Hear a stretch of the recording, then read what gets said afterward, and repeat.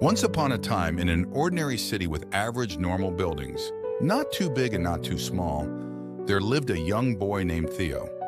Now, Theo wasn't like other kids. He had a special secret, a magical one that made his nights more exciting than his days.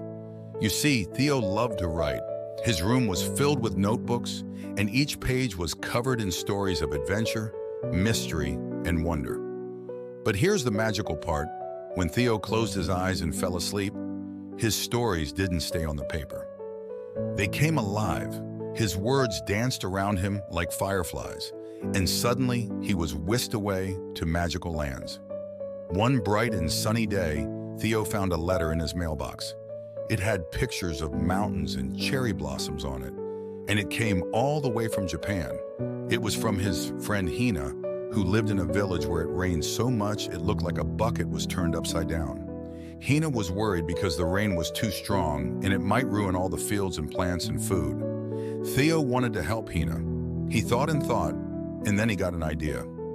He grabbed his notebook and started writing a story about a magical adventure to Hina's village.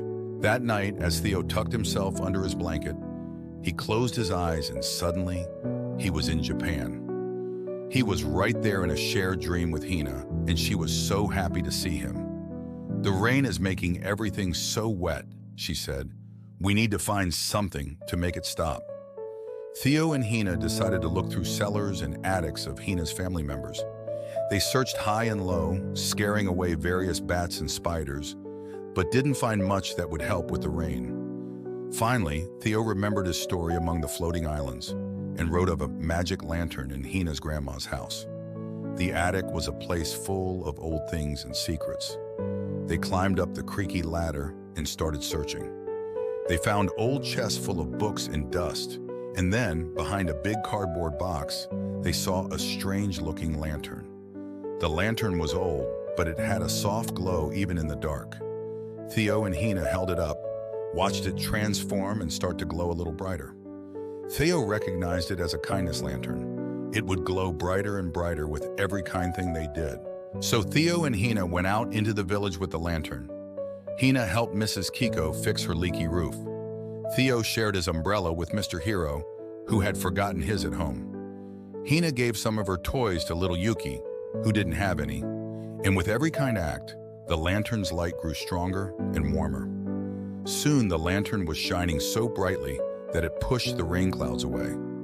The sky turned blue, puddles started to dry, and the whole village cheered into the night. The crops were safe and everyone was smiling and laughing. Theo woke up the next morning, feeling happy and warm inside. He had written a story, had a wonderful dream, and helped his friend, Hina. And he knew that every night he could write a new story and have a new adventure, helping friends and spreading kindness. Now, little one, it's time for your own adventure in dreamland. Close your eyes, and off you go to a world of magic and kindness. Good night, sleep tight, and may you dream of lanterns bright. In an ordinary town where the lights are dim, there's a boy named Theo with a journal and a whim. His stories come to life as he drifts to sleep. In the quiet of the night, in his soul they see.